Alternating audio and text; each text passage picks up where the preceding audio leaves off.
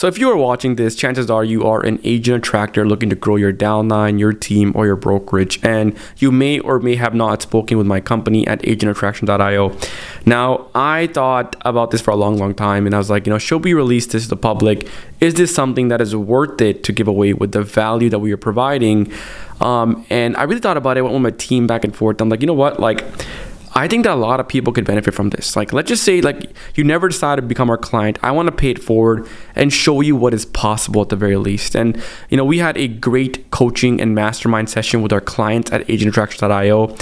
We talked a lot about things about, scaling up, people that are doing $100,000 a month, $300,000 a month, attracting agents. We even talked about, the digital product game and how to use that to attract agents. We talked about how you don't even have to sell that as well if you don't want to, but why you should.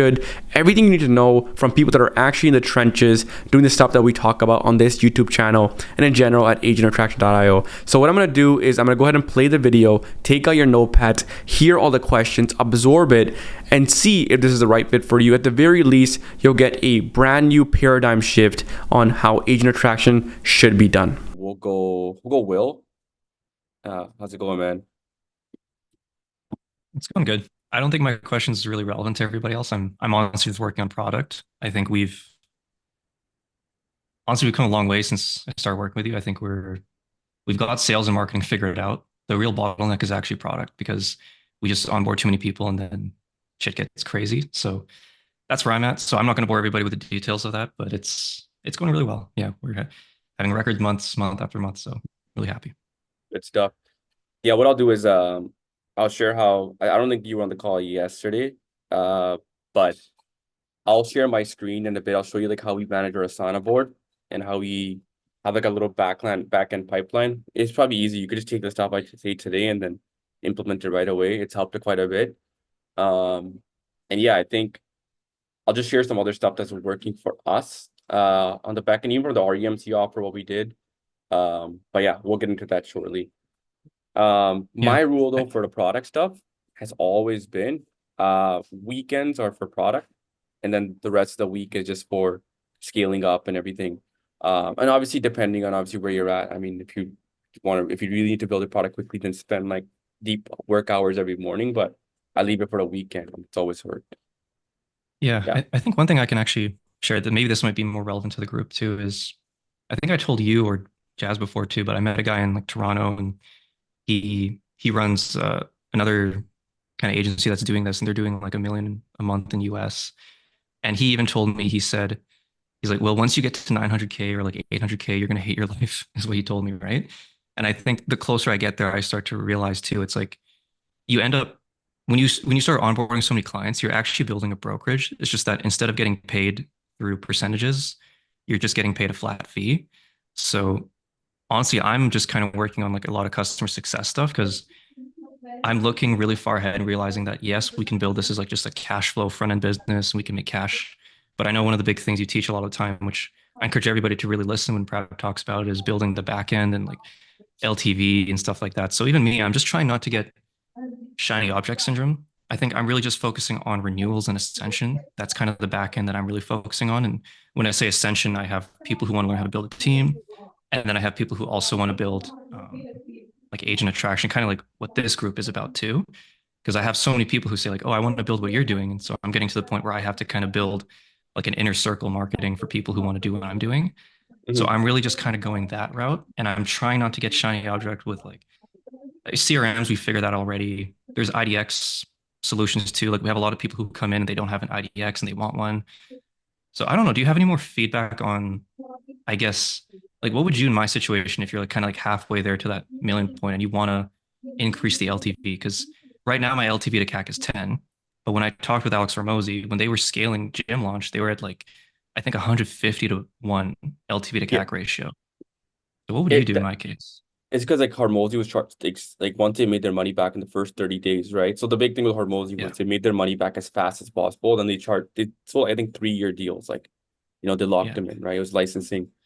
So the money's always in the back end, honestly, right? Now I always try to think about it in perspective, what's the one big thing that on the back end, if I could do, that will help me get to the certain point, right? So, and it also, this is where your goals come in as well, right? Like, is your goal, for example, like if your goal is just to build a downline, just ramp it up. What I would just focus on is sending as many people as possible into that, and then also then scaling like more mini me's.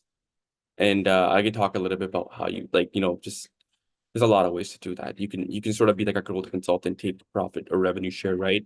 Like you can do that. Like me and Jazz were talking about the other day. There's a guy at Rio broke called Colton Lindsay, right? And he's doing really well, like multi six figures a month in profit, doing basically the same thing that we're doing. And me and Jazz were like, well, like imagine if we just partnered up with a guy like that and did rev share, right? So that's obviously, far-fetched. It's a lot of stuff to do, but like what I would just focus on is like what is a goal, right? Um, if the goal is just accumulate a bunch of cash, compounding vehicles, just like passive residual income, like in 5 years, you're just making a crap ton of money. I mean, the downline's a compounding thing, right? So I just push it. Like my goal and Jazz, if let's just say if I was there, as I would say, how many people can I get in my downline as much as possible, the right people as well. Do that for enough time where I know that in a certain time it's going to be like this much money coming in, and then after that I remove myself from the entire business, and I just outsource everything, and then I focus on, do I want to sell this business? Do I just want to keep it as a cash good? And it's a way that produces me. And then as you focus on the next thing, right? But like I would say, like, what even is the goal? Like what's that end state? Is it just to build like 300, 400 grand a month in profit coming in consistently, basically for life? Then I would just focus heavy on the downline stuff. Okay. Yeah, that makes Right. sense. Because Yeah, it just I've depends. I've looked at that growth partner route too, and I think it's becoming more logical just because in my network I'm getting people who are in different industries like dentistry, all these other ones too, who they're like, oh, can you do this in here? And I think, yeah, we can. And I just know too, there's people in the States, like I found out about this guy the other day. He does like the challenge funnels, he does them live, and he'll collect Mm-hmm. like 2 million a month from these. Like he'll fill the room with like 1,000 people and he'll sell them like these very high end, like 50K to work with me, and then I'll take 50% of the rev share. Um, so I'm Yeah. I'm looking at that route because I think a lot of people I see are going that growth partner route. And I think that is probably next There's step. so many ways. I mean, the one thing I always say is like anyone that I know that's doing like the sort of private equity growth partner route, portfolio, venture studio, whatever it is, um, they what I know is they've usually built something one was really big and successful. They accumulated a shit ton of cash from it, millions of dollars. They outsourced it or they either sold it. So like I know a guy in Vancouver, his name is Abdul. He ran an offer, scaled to like a million or 2 million a month, whatever, right? And probably took him a couple $1 million. Now obviously a couple $1 million, he probably invested in real estate and all that kind of stuff. And he's like, you know what? Like I'm young, I can get a better return on my capital. So let me start investing in companies. So now what he does is he removed himself from all of like the whole operations of that. It's called Modern Millionaires or something. That was his first company. He removed himself from everything, and then with that he still gets a paycheck every single month from that. And then what he started doing is using his own money first and foremost. He started partnering up with other people and helping them launch like he partnered up with this guy called Tom Wang. Tom Wang was a guy that sold his Amazon business. He launched a new company with him, and now they do like I think 1 million a month, and he's like 20-30% revenue share. And he has like he's doing $70 million a year. I think he's gonna try to take it 100, 120, 30 million. He's gonna take it public. So, and that could be a way for him to, get to 1 billion. Again, like I would always start with the one thing that's like producing and just scale the shit out of it and then remove yourself from it. Uh, but like the removing yourself, I mean, on average, if you can remove yourself from the ads already, that's already a big thing, right? Um, and then the next part is to remove yourself from the back end where it runs without you. That could be done in 1 or 2 years on average. But I would say like, it depends on what the goal is first. If like mine and Jazz goal is like, can we accumulate as much of cash as possible of us being inside the business right now, scale it up, and then from there, I want to get like my affiliate income, my residual income to like a point where I'm making like a few $1 million a year, but doing nothing. Now Mhm. I'm like comfortable for life. Now I can start to focus on like the real big thing, like whatever that is, whether it's removing myself from this company. I don't think I would ever exit. Info businesses don't exit like for crazy multiples anyways. Again, it's also come from a point of like we don't have any recurring revenue. Maybe you do linchpin or something, it could be. But like this kind of business, right? Like, let's just say if I were to do this, for example, like it's a Agent Attraction, Jet originally this company. Let's just say like we're doing like $1 million a month or whatever, right? And we scale it up. We're taking a lot of profit home every single month. Now, for my goal is like, how can I, maximize affiliate income, all that kind of stuff. Like affiliate income's like 50, 60, whatever it is a month right now. Can we get it up to like 200, 300K a month? We're just like consistently coming in, we're doing nothing, right? Now that's the point is like every single year I'm making a few $1 million a year. I'm not doing anything, literally. Now I'm like comfortable. Now the thing is, I kind of remove myself from this, and now can I focus on the next thing if if I want to. So can I take the extra profits? Can I, invest in more companies by like that? I would say focus on the one thing, whatever your goal is, maximize that, and then you can focus on the next thing. That's what at least the way we've thought about it. So yeah. Mm-hmm. Yeah. Oh, last thing I'll say is I've had similar thoughts. I think, and if anybody's doing this, like don't do this because I'm only in Canada. But I'm realizing that once we actually go into the States, like there is so much more room for scale. Like these types of product business, you can scale this so high. And I think it's just a matter of how good you can manage the back end. But that's probably what I'm going to do, perhaps. I'm just going to scale to the moon and see how far it goes until it gets too painful. And then I'll probably I have to eliminate key man risk at some point. So that'll be my next step. But yeah, thank you Honestly, for like sharing everything. the big thing I would just say, like way back today, like 3, 4 years ago or 3 years ago, no, I talked to a guy, Danny, like he had like a multi 8 figure or 8 figure exit from the company Bold Leads, which obviously, we heard a lot of mixed opinions about them. But the one thing that he told me, he's like, make sure you have the recurring revenue. So if you can just charge $97 a month, and if you have like, like you're gonna get to like 1,000 agents eventually, like 1,000 people paying $97 a month. In terms of enterprise value, is a crap ton of money, right? And that could be the reason why, like, let's just say like one day you're like, you know what, like I just want to just chill, right? I mean, at that point I would just hire people, but then you can exit the company if you want to, right? Like, so that was the one thing I would always focus on. Like, I always regret that thing that I didn't do it enough of it back in the day. So yeah, I agree. I'm seeing it too. Thanks, bro. awesome. All right. So that was yeah, no worries. A little bit longer, but we'll go quickly around everyone. Next up is we'll go Wojtek. I think that's how you pronounce your name. Yeah, it's Wojtek. Thank you.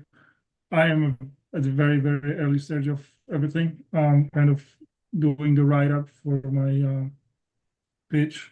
So I'm drinking from a fire hose basically at this point, learning from everybody. And, the numbers that are flying here are just like kind of mind-blowing to me at this point.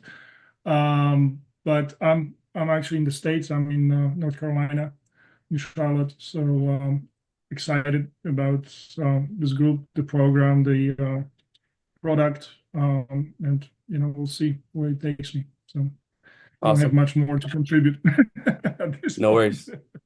Yeah, glad to have you. Awesome, man. All right. Next up we'll go Sammy and Akash, then we'll go Zahid, and then we'll go Wasim, and then I'll cover some stuff here as well. So yeah, I think Sammy. Hey guys, hey everyone.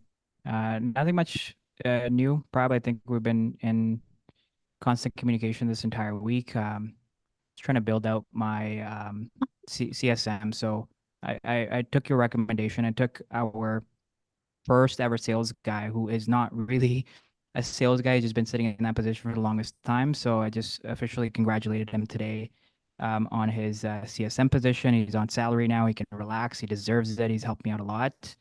Hired two new closers. And yeah, just looking to scale. We haven't really moved past much since the last conversation we had. I think we'll probably end up hitting 80 something this month, which is good. Try to really crack that 100. I think September might look like a reality for 100, and I just want to keep it at 100 per month and try to catch up to Will's level as quickly as I can. And then I did have a comment on the revenue share, partnerships and agreements. I do think it's a shiny object. I'm realizing that now, right? Like it just so happened to be that this conversation occurred with this particular individual who was a client, by the way, who did really, really well with us, spent a lot of money on ads, built out his team, did 88 transactions last year, got the top awards at his brokerage. Super sharp guy, really wanted to do it. So he built out a replica essentially, and he's got the following, he's got everything locked in a 25% agreement. But when you look at it holistically from a high level, that investment of time at that 25% rev share takes away from the current business. I did it to honor my commitments and continue my relationship. But at the stage that I'm at right now, which I think most people will be, that revenue, like that type of a partnership, like you need to be fully removed from your current thing for it to actually work and not take away from your current thing. So that was my only comment around that. And yeah, exactly. And like the other, that's like why even me and Jazz have like, just not done this at all because our thing is scale one offer. And like, let's just say even you do get to that game, right? The biggest problem that those people have is like their proprietary deal flow. Like, let's say you help this guy out, you get a massive case study, right? Obviously, you want to have deal flow. You don't want to just partner everyone. So that's fine. But I think in the future, I would minimize it because let's just say, for example, right? Like, let's see how this guy get to 200K a month or 300 grand a month, right? Yeah, you take 20% rev share or 25% rev share. It's like 50K a month in profit that you're probably getting on the front end alone for him, but then you also are running a lot. Whereas if you just like scale your thing to an extra 100 to 200 grand a month, you're already going to get that. And at the same time as well, on the back end, you assign a couple people a month, you're going to get that as well. And then your thing as well is, if you do it correctly over time, you can just, stack like that recurring affiliate income that's going to build enterprise value. Personally, like what I have seen is like these kind of businesses in the real estate space, it's really good for cash flow. If you're like trying to build and flip businesses, you're trying to get into that business like PE or something. As I told Will, like just wait. And I wouldn't even just stick to this niche at that point because in this niche, the real estate industry churn is already quite high, right? That doesn't mean you're not going to make a lot of money.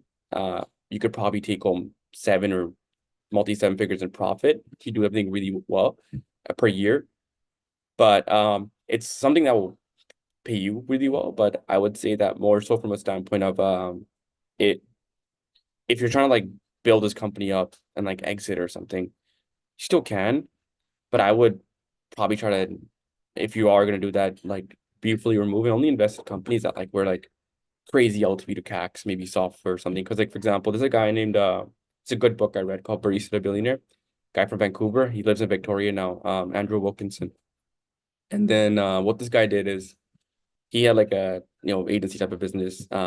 They scaled it up and then he started getting into PE. Now he's a billionaire. But he invested into companies that were very non-traditional. Like he invested into a coffee press company, and then the coffee press company took it public like $200 million, $300 million a year. Like it's crazy. So, I mean, there are a lot of arguments you can make. For example, like let's say you have like 5 or 6 people like that doing 200-300K a month, and you can exit the whole co. But I wouldn't even think that far, honestly. I would just focus on the one thing that you have going and just scale it. Like, how much are you guys spending on ads right now? This month is going to be probably 2 more days left, so probably hit like 9 grand. So 9 grand, and like if you guys close a few more deals, whatever it is, could have been 100K, right? Like, so you guys are getting a really good return. Like, there's no need to like do anything else. A lot of my stuff right now, Prab, is because I've been collecting for so long. One of the things that we did was hired a copywriter for email marketing, particularly. And so it took that velocity from what would normally be 1 day spaced out, same stuff recycled, to now a file of like over 150 built. So that like my demos that are coming in are right now, like a lot of them are coming directly from funnel, and then also from the email marketing. Like I'm starting to find that the ISA is helping, but they're not like the setter is not driving the demo flow anymore, which is crazy. I never thought that is even a possibility. But to your point, the shiny object, right? Like that's what the one thing, if I can say, that I've learned from Prab is the direction on not going after that shiny object, because there's so many freaking shiny objects. I had a really good conversation with Will, and that was his exact experience and direction is the shiny objects. There's so many, right? So that's my biggest learning here, man, is like I'm really now trying to put on that one hat. And that one hat is just so much. And you know, we talk about being a real estate agent versus, you know, your consultancy, depending on which direction you want to go. But like it really, that one hat approach, man, like one business will be very thin on your bottom line. You're just shoveling money into that business for it to run without you involved. And that second business is where you wear that one hat, is the biggest lesson that I've learned this year so far. So prime example is we launched like this Renegade program. I think that's the one that you came in way back today, Sammy. We scaled it up to like 200 grand a month or whatever, right? And then I started getting shiny up listener myself and launched this REMT launch offer. REMT launch got to like 300K at its peak, right? And then what I realized was like B2C is like it's just a shit market in general, right? Like retention is not good, the clients are horrible. And you know, we could have, if I kept on running that Renegade offer, we could have been doing like 500K to $1 million a month at this point. Like that 1 or 2 year stretch where we started doing the B2C offer, right? So my rule is now moving forward has always been, if something is working, just do more. Because even like literally prime example again, last month, really solid month, right? Like 150K weeks, this kind of stuff, right? But what Jazz decided to change the funnel a little bit. So we had a VSL funnel, direct VSL funnel. He says, I'm going to try a funnel that's goes straight to questionnaire. Now, what ends up happening is our cost per the marketing qualified lead goes down significantly. We're like, wow, this is great. But what happens is the sales cycles get delayed so much because people don't watch content before buying on. So now we went in like a 2-week rut of not even closing a deal, which was like it's crazy, right? And then we realized it's a funnel. So we've now, you know, been reminded once again of like, if something is working, just do more and don't make any big drastic changes. That was a big change, going from a VSL funnel to no VSL straight to questionnaire, and then telling them to watch the VSL before the demo.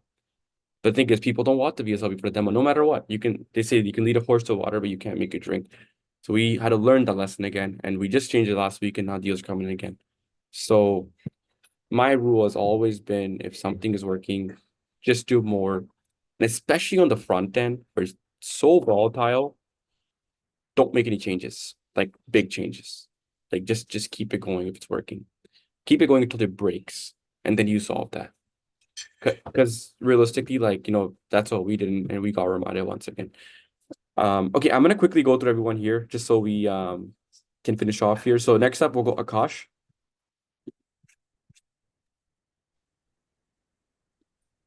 Akash, are you still there? Hey, how's it going, Jess?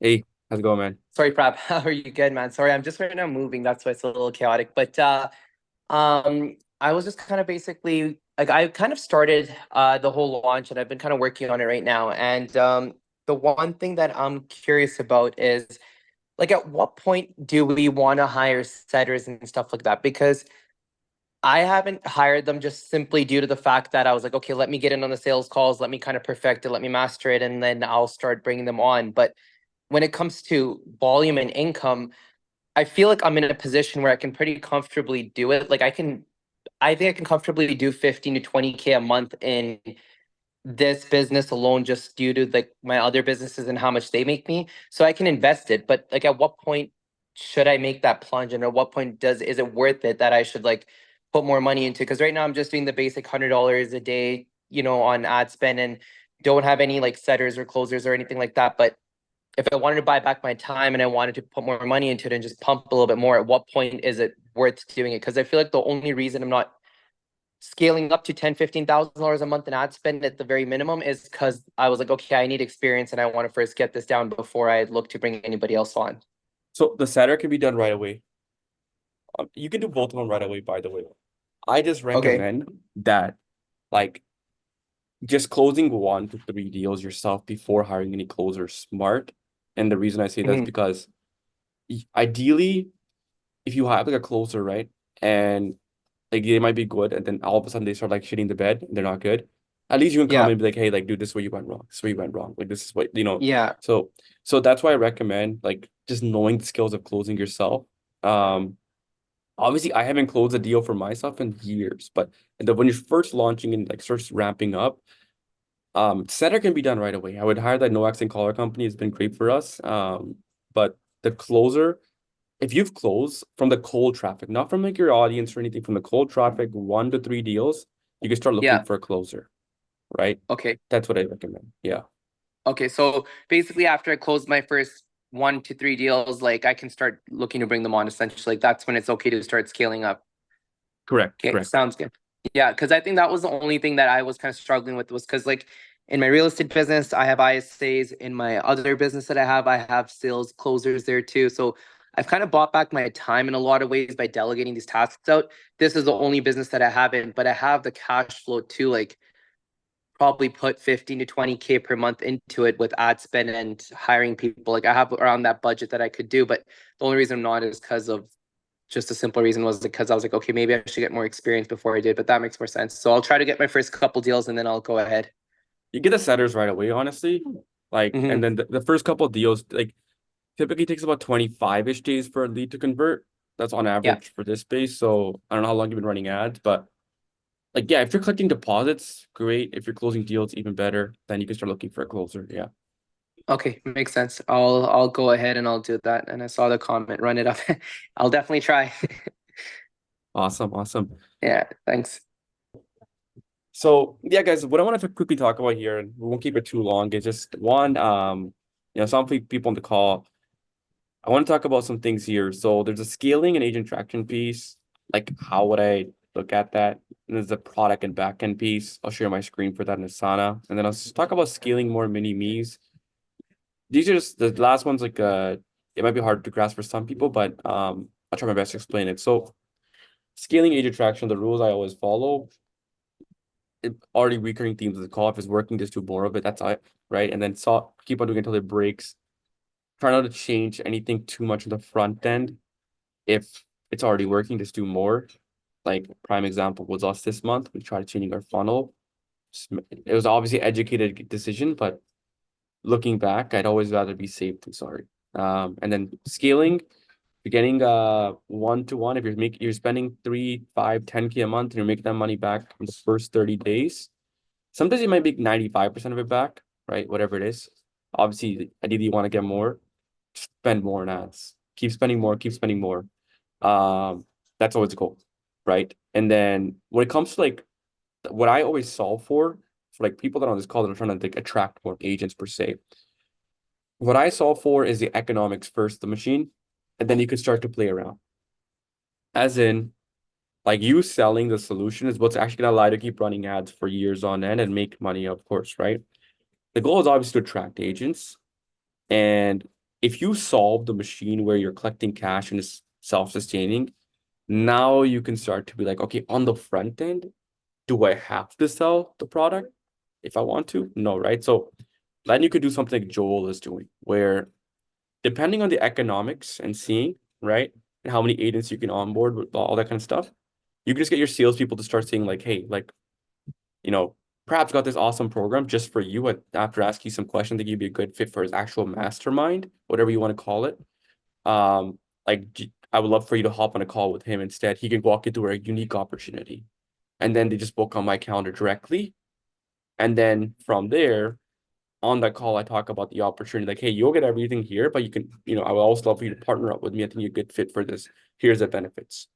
Now, the issue with that model is because you're spending all this money on ads, you might not recoup your cost to acquire the agent as fast as possible. The strategy for that, the remedy is charging an onboarding fee. I think Joel charges $1,000 onboarding fee. It offsets your cost of marketing. Probably not all of it. You probably still lose a little bit of money attracting the folks into your downline or your whatever it is, team brokerage. Most people here are downline. That's like the way to do on the front end. So let's just say like you have 2 salespeople. They're speaking to 8 people a day. Like, or not, they won't speak to 8 people. Let's just speak to 4 people a day, right? 4 people, that's like 20 people a week, 40 people a week, 40 agents are speaking to, right? And now their goal is really just like, hey, like you would be a good fit for Prab or Sammy or whatever it's like his mastermind, where you don't have to pay anything at all, or you have to pay a fraction. Like, are you interested in learning more about that? And then you just book directly on your calendar. Now you can have this very similar conversation. You say, hey, you get all this for free. But the only thing is you just gotta pay an onboarding fee to join, and you gotta pivot over to my brokerage. That's like the one way to do it on the front end. But before doing that, it's risky because the last thing you want to spend 3, 5, 10K a month, and then you're not even making your recoup investment back. It's like who knows how long it's gonna start when the agents start producing. Just like so many nuances. There could be onboarding hiccups, all this kind of stuff, right? So I would say solve the one thing, which is the economics of the machine first, as in sell that, for most people here, it's a digital product, it's a course, right? Solve that first, where at least you know that I put 3K in, I'll make 15, 20, 30K back. And it keeps the machine running. Because at least if you do it that way, you'll make money, which is good. And at the same time, the back end, you do well with the agents, they're still going to reach out to you and partner up with you.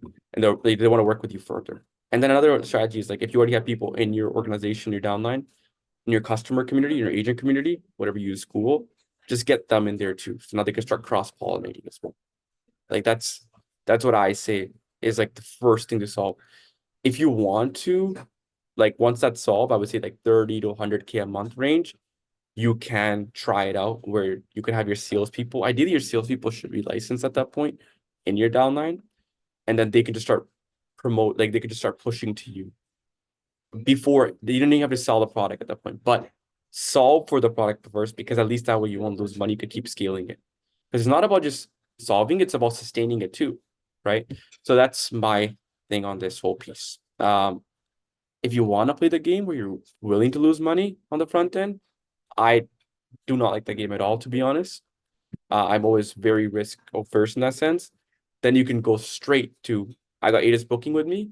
I'm not even going to pitch my digital product. I'm just going to go over the opportunity of partnering with me. But in the end of the day, like here's the way I always look at it. The people booking with you, they want your help. They can pay you through the cash on a Zoom call. They can pay you through the commissions or rev share. It's just about what makes most economic sense in the beginning to sustain the machine. So that's why I always say sell the product first. That's my thing on that. It's my little piece.